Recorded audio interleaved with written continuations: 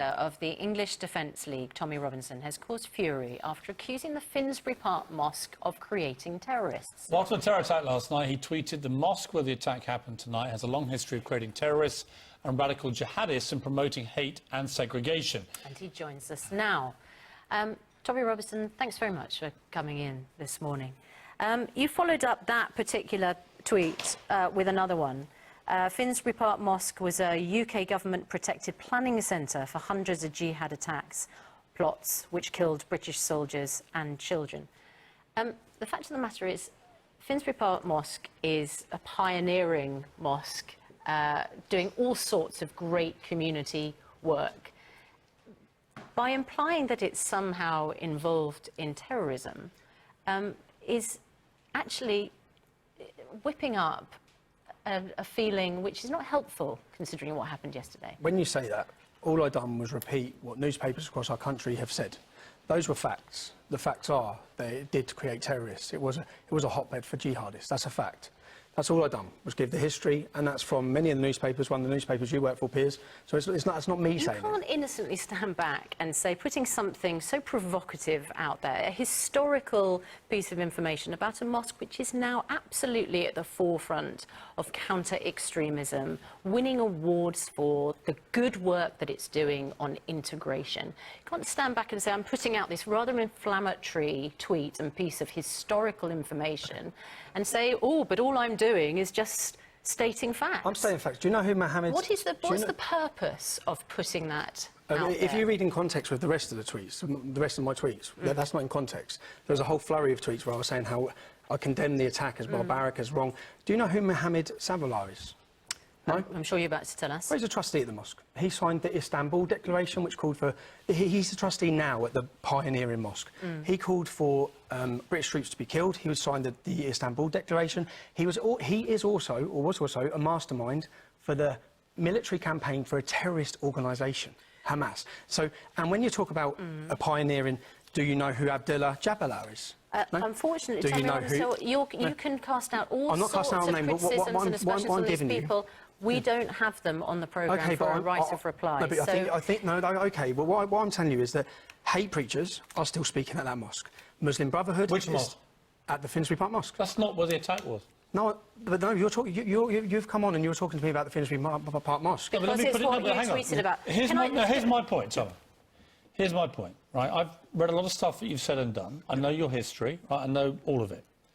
Good, bad and ugly. Some of it's ugly and some of it I agree with, right?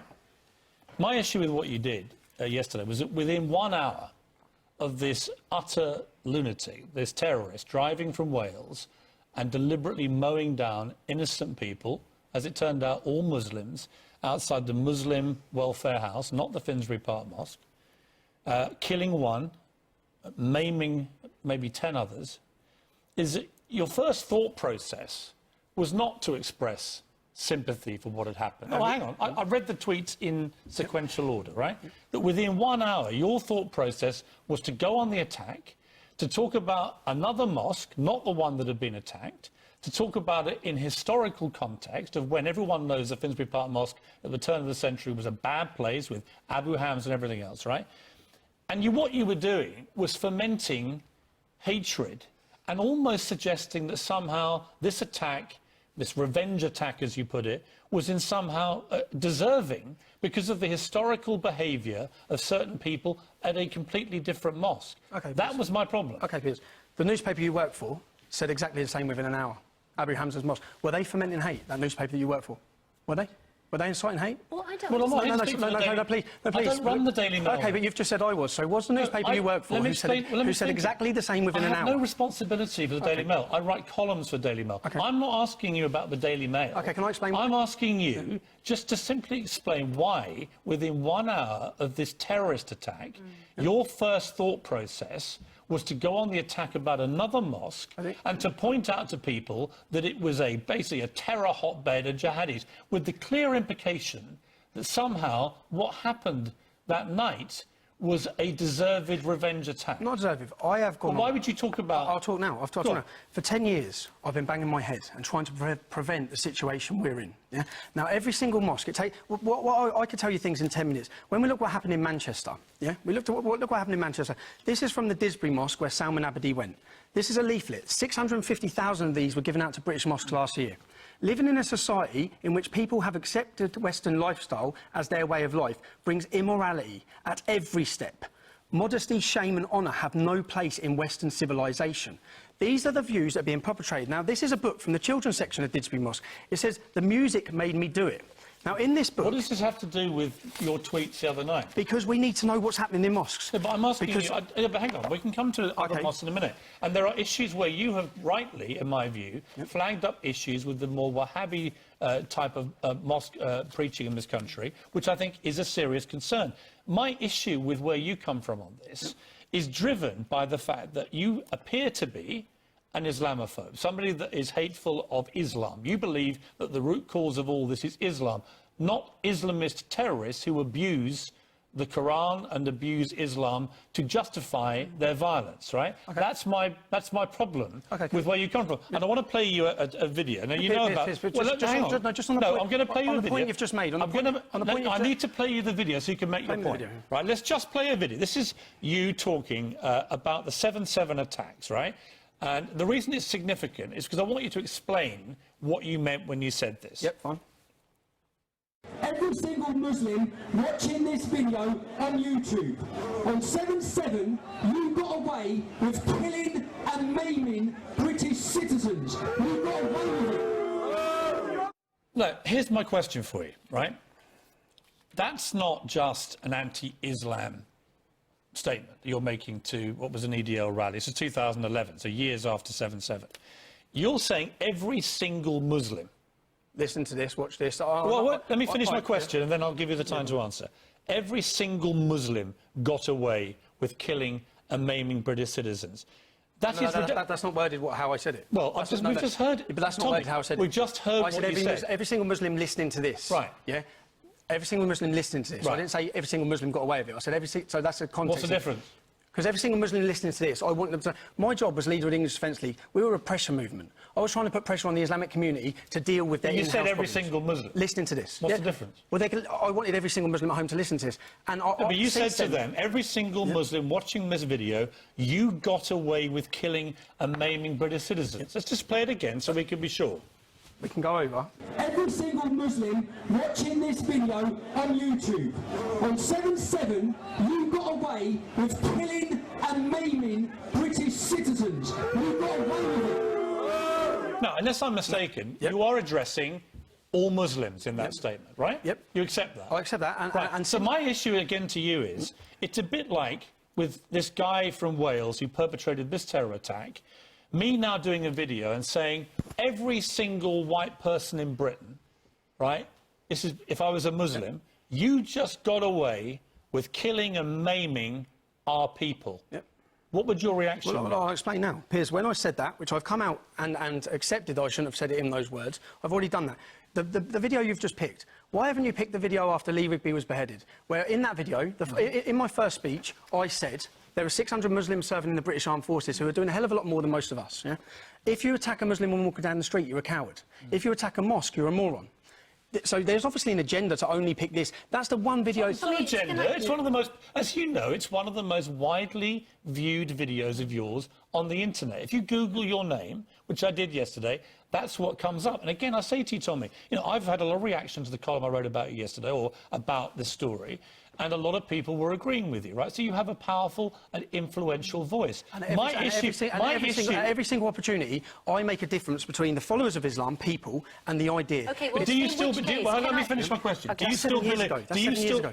Well, OK, but you don't allow the Finsbury Park Mosque a chance to redeem themselves. Yes, I do. Yes, I do. No, your first thought process after this attack was to tell people... No, it wasn't your newspaper's first thought process. It's not my newspaper. I took what it's not my newspaper. We have the newspaper you worked for and replied. Tommy. Yeah. We have the tweet you tweeted.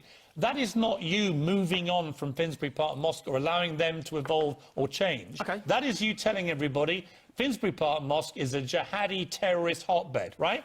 That's what you're saying no, in that I said tweet. it was. Now, Yeah, but say for why are example, they say for not example- allowed to move on, but you are? Can I get, you know the man who's just done this attack? Say we trace it back and we find that he went to a centre in Cardiff. And in that centre in Cardiff, there was 4 speakers. And those 4 speakers were killing for the murder of Muslims. What will happen? No, No. But I share your view of hate preachers. Piers, let me finish. No, let me finish. What would happen is it would be shut down and they would be arrested. Now, Didsbury Mosque, it had one imam, Mohammed Adam, said that if you see non-Muslims walking down the street, you make sure they cross the other side, yeah? You do not say salam to them, do not show them respect. Tommy. If people... another hate preacher... No, please, let me But finish. I agree with you about... Piers, let me finish. I agree with you Piers, please, let me about finish. Islamist hate preaching. Let me finish, because, you want to know Who why... are you trying to persuade with this? No, I'm trying to explain to you why we're in the situation we're in. People see no light at the end of the tunnel. After that attack in Manchester, where and this is hatred against music. He targeted a kids' concert. He could recite the Quran without looking at it. The imam from that mosque was fighting jihad for years in Libya. Okay, Yes, now that Tommy, no, please let me finish. Please, Piers, let me finish. No, because you're missing my point. No, you're missing the point. I'll get to the point. This mosque, okay, so we've got people inciting murder against non-Muslims. What has been the reaction? Has any politician spoke about that mosque? Has anyone done anything about that mosque? They haven't. Do you know what the police done? The police went and stood next to him holding a sign saying "Stronger Together." Stronger Together. They've been inciting hatred and murder against us. That mosque needs to be shut down. And other mosques. No, please let me finish. You need to stop talking. When the British public see these things and they see ISIS fighters walking on streets, you understand it's going to create the problem we saw this week. We all understand this. And by the way... So unless you talk about it, unless the British public are allowed... We have been talking about little else for the last 3 months on this programme. I have said many things similar to you. You haven't. You've been brave. So here's my point. This is not about me saying everything you say is wrong. My problem comes... What's wrong with my accent? Let me finish. The way I talk, my background? Mate, we both went to comprehensive schools, right? You went to a school I went to a state school, mate. You went to a school in Surrey? No, I didn't. I went to a school in Sussex called Chailey Comprehensive, right? Don't Piers, play the class card with me. You know nothing. You know nothing about growing up in Luton. You know nothing about growing up in Luton. No, I didn't grow up in Luton. You haven't watched your town decay. You haven't seen. I travel this country meeting families whose daughters have been raped, who are desperate. The British public are desperate for this problem to be solved. You want to talk about the radicalising factor as to why this attack? No, we need to talk about why this attack happened. Tommy, we need to. Calm down. We have to. Calm down and let me respond to you. I'm not saying nothing you say has merit, right? I have argued the same points about the Wahhabi preaching in mosques in this country, the extremism. I've urged Muslims, the decent law-abiding Muslims, to root out extremists. My problem with you is that you conflate Islamist terrorism with all Muslims. No, with Islam. Well, we've just seen a video where you talked about... 7 years ago, Piers, come on. The Finsbury Park mosque stuff you're talking about was 15 years ago. If they're not allowed to be... I've just told you that... So are you. Piers, can I ask, OK, what do you know about Islam? A lot. OK, have you read the biography of Muhammad? Yes, I've read the Quran. Have you read... Yes, I have. Have you read the Bible? Yes, have you read the biography of Muhammad? Which has more violence in it? Piers, have you read the biography of Muhammad? What do you know about the Prophet Muhammad? Which has more... Just ask me a question, please. What do you know about the Prophet Muhammad? Here's how this programme works. You said in your newspaper article yesterday... You are a guest on our programme, and I asked the questions with Susanna. I would like you to just clarify this. Do you believe, as you did in 2011, that all Muslims are accountable... Of course I don't. So do you apologise for what you said? I've already apologised on national TV when I left the English Defence League and joined a Muslim counter-extremism think tank, which again in your article you didn't want to talk about yesterday. Now, as I could say, you said yesterday... Let me ask you another question. Piers, please, why am I not allowed to finish one thing I'm saying? Do you believe more Muslims should be allowed into our country? Do I believe more? Yes. So how would you tell who those Muslims are or where they come from? I'm just asking you, would you have a ban, like Donald Trump suggested in America, would you have a ban on Muslims entering the country, new Muslims trying to have a home in this country? I believe we need to protect the British public right now. So what's the answer to the question? British Muslims? Yeah, the British public. I didn't say British non-Muslim public. I said the British public.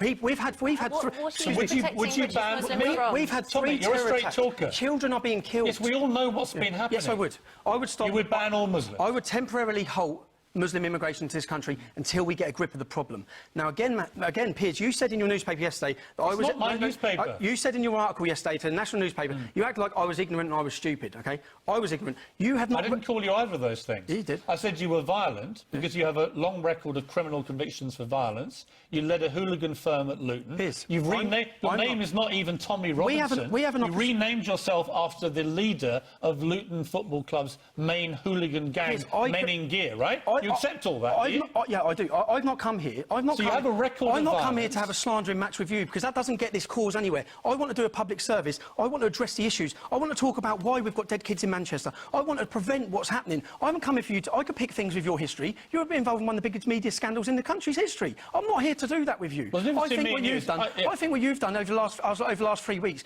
you've repeated what I've said for 10 years, speaking better English. And in 3 years' time, you'll be repeating what I'm saying now because you're all playing catch-up. Okay. I have seen this. I'm not talking about what I read in a book. I'm talking about my life experience. I'm talking about growing up in a town plagued by Islamic extremism. I understand this. Let me just keep this calm, right? Because you are an influential voice. You are an influential And at every voice. opportunity, I point out that you should not attack innocent Muslims. At every opportunity, every single time, I differentiate Muslims from Islam. Right. Okay? But what you don't do... differentiate Muslims Muslims from are people. Islam is an idea. Yeah. Islam's an idea. A bad idea. And Islam is a Muslims faith. follow No, it's an idea. It's a faith. It's an idea that you can change your mind. No, it's a faith. Like Christianity. Like Scientology. Like all faiths. Like it's a religion, it's a faith. Like Scientology? So, Tommy, if you it's an ideology. if you're saying that the problem is with Islam, are you accepting that you're Islamophobic? Because there are 100 verses in this... Yes or no? Okay. Are you Islamophobic? There's no such word as Islamophobia. Phobia is an irrational fear. It's not irrational to fear these things. Now, if I hold this book up and say, there will never be peace on this earth so long as we have this book, it's a violent and cursed book. Can I tell you who said that? Can I tell you who said that? Can you put the Sir William Gladstone Right, you wouldn't do that with... Sir William Gladstone would you do that with said the Bible? Show some respect. Show some respect. Show some respect. Have you read this book? For people... Have you read this book? There are over a billion people... There are 100 verses in this book that incite violence and murder against us. Show some damn respect for people's religious beliefs, right? I should show some respect for a book that incites murder against me and put it down. And calls me an animal. No, I won't put it down. Sir William Gladstone held this book above his head in Parliament and he said there will never be peace on this earth so long as we have this book. It's a violent and cursed book. Was Sir William Gladstone, who we have statues across our capital C, was he a bigot or an Islamophobe? See, now Winston Churchill... You're sounding like a complete lunatic. No, I'm quoting some of the best leaders in this country. You're sounding like a bigoted lunatic. No, I'm not. Somebody that basically...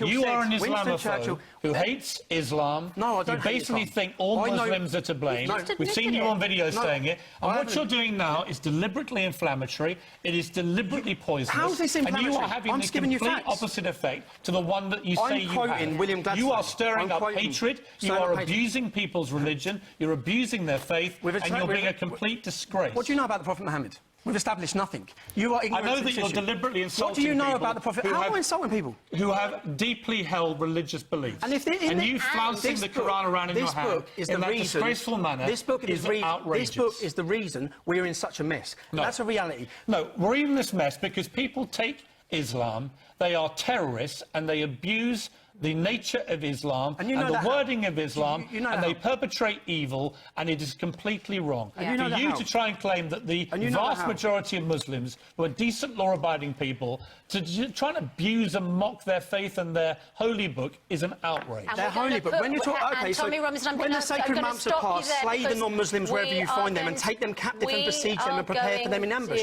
Who's slaying who? I'm not inciting hatred. This calls for my death. Representative of the Finsbury Park Mosque after 7 o'clock. We're going to have more after this break.